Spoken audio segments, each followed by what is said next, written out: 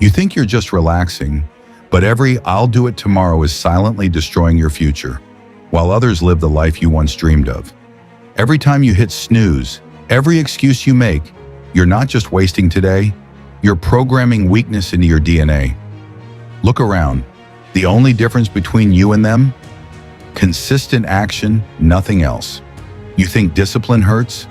Try living with regret, watching others achieve your dreams just because you couldn't stay consistent for 90 days.